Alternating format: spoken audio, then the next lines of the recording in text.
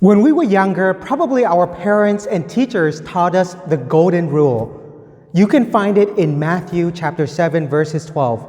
It says, "Do unto others what you would have them do unto you."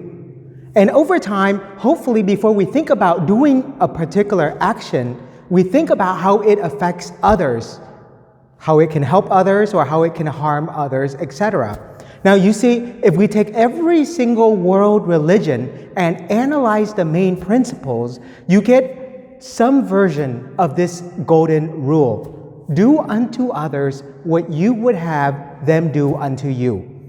The ancient Egyptians, the Greeks, the Romans, etc., they all have this rule. And if we take a look at some of the world religions, for example, Confucianism, Judaism, Buddhism, Hinduism, Jewish roots, Christianity, Islam, etc., they all have this golden rule. Do you know why? Because it's so natural. It's imprinted in our very heart. You see, it's so natural, basically natural law.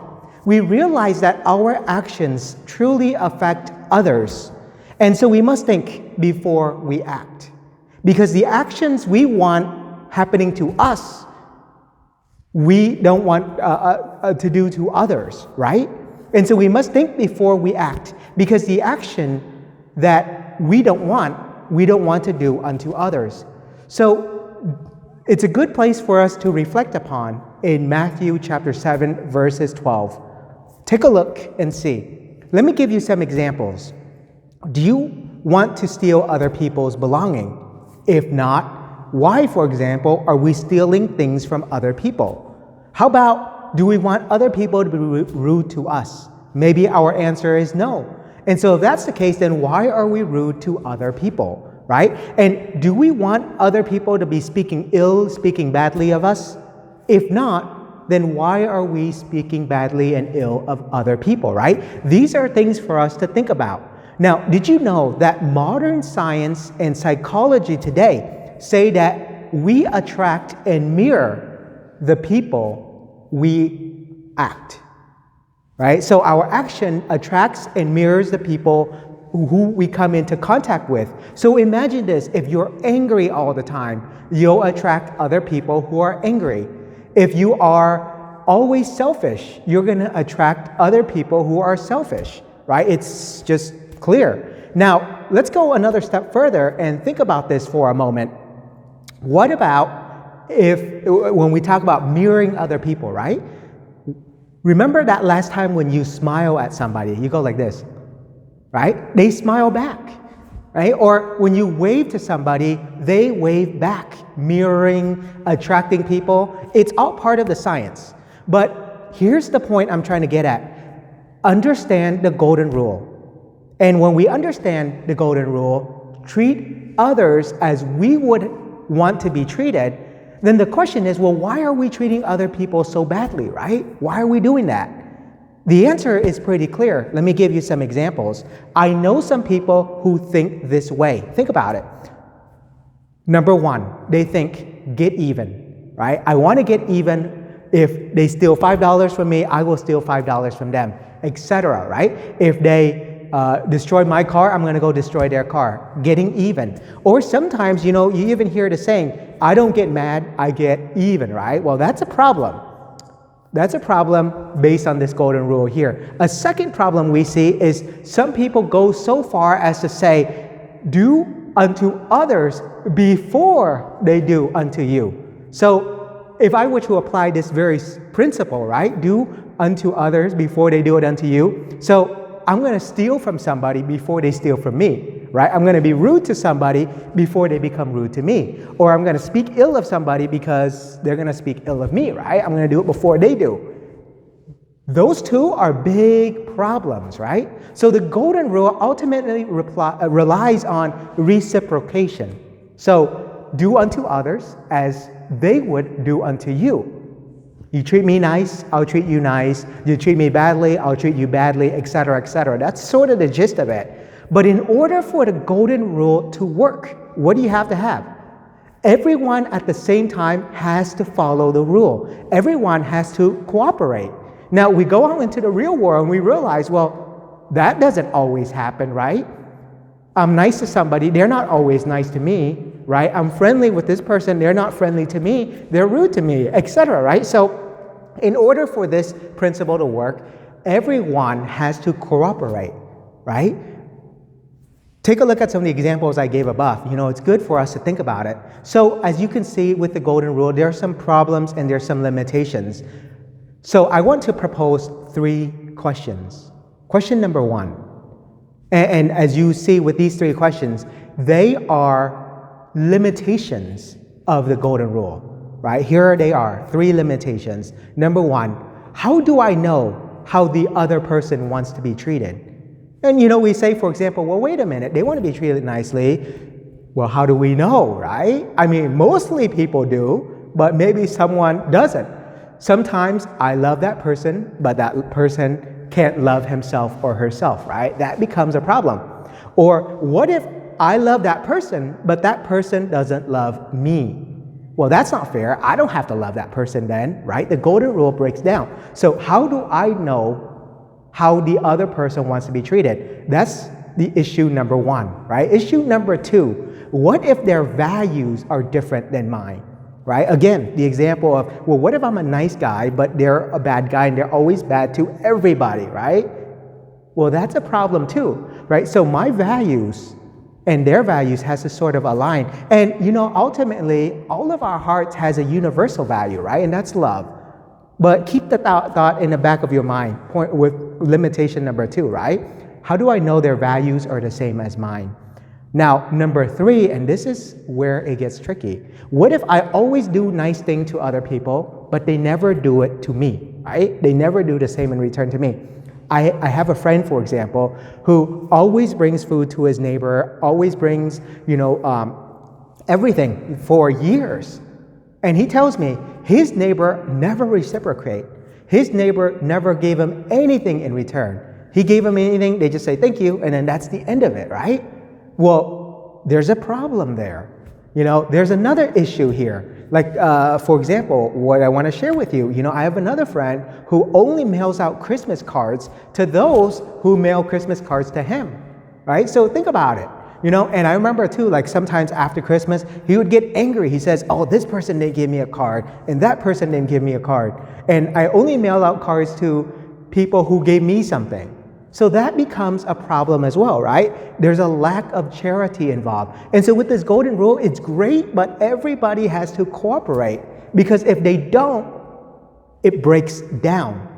And so in principle, it works great, but in reality, it begins to break down, right? So in order for us to break this cycle, right, we must learn to turn to Jesus's new commandment. Right? New commandment. So what is this new commandment? Well, it comes from John chapter 13, verses 34. John writes the following. Jesus says, I give you a new commandment. Love one another as I have loved you. Wow. Just one phrase, and yet very deep. It goes much deeper than the golden rule, as you see. Because here, to understand the point I'm about to make, you need to understand what the new commandment is. You see, in the Old Testament, we have the 10 commandments, but then as we shift into the new commandment, the New Testament, we have the new commandment. And I made a video. You can search for it here, or I'll put a link on the description below. Make sure you watch that video on the new commandment. What's so new about this new commandment? Because it will help you to make sense of all of the things I'm about to share, right? And so I strongly suggest watch that video after you watch this one. I'll put the link in the description below. Now, you see, the golden rule only works when everybody, or mostly everybody, cooperates. For example, if I treat somebody nicely, well, they have to treat me nicely too, right? Because if I keep doing it day in and day out for a year, 2 years, then we have a problem here, right? Practically speaking. Maybe after 2 years, I just get mad and stop and treat that person badly too, because that person doesn't reciprocate. There are so many problems, as we can see, with this golden rule. So if we look at our own humanity, our own human nature, we recognize our sinfulness and our true brokenness. We can try to be good with everybody, but we can only be good to people up to a certain point. There's a limit, in other words. And for some of us too, we have good days and we have bad days. So all those things can be taken into consideration. Now, I can tell you, as a parish priest some time ago, I used to get phone calls from parents, right, who would tell me, like, for example, oh, you know what, why are my kids so rude? Why are the neighbor's kids so nice, right? What am I doing wrong, et cetera, et cetera? And, you know, sometimes what I discovered is that the parents constantly yell at the kids, right? They're yelling. And if the parents yell all the time, guess what? The kids are gonna reciprocate, right? They're gonna do the same thing back. But maybe as kids, they are respectful enough to not yell back at their parents, but they might act passive-aggressively, right?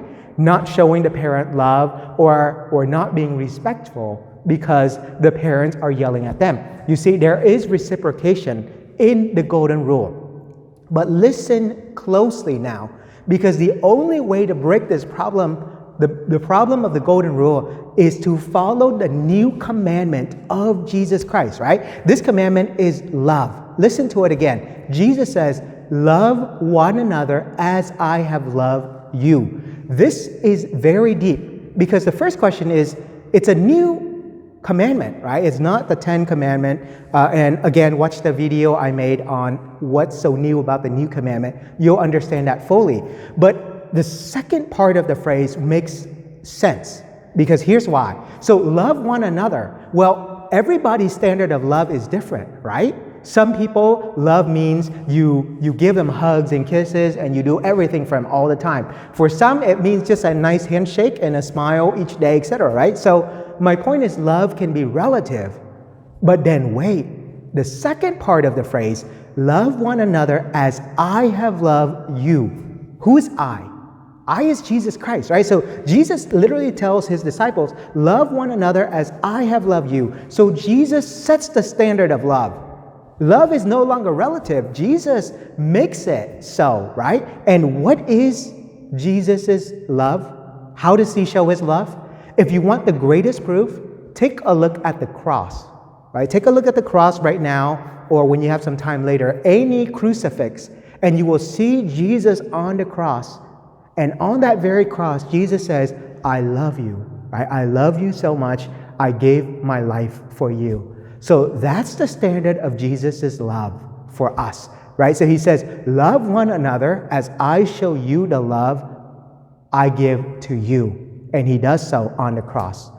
So let me summarize. While the golden rule is great, right? We learn it in grade school. We learn it while growing up. Do unto others what you would have them do unto you. It's part of natural law. But there's an issue with the golden rule. It breaks down, right? In theory, it works great. In practice, out in everyday life, it's a problem, right? The only way to surpass that problem, only way to overcome it, is to follow Jesus' new commandment. Love one another as I, Jesus in other words, have loved you. He is the perfect example of love. May we imitate Jesus and do the same. Love, do unto others what they would have them do to you, yes, but go even further and love as Jesus loves. May God bless you.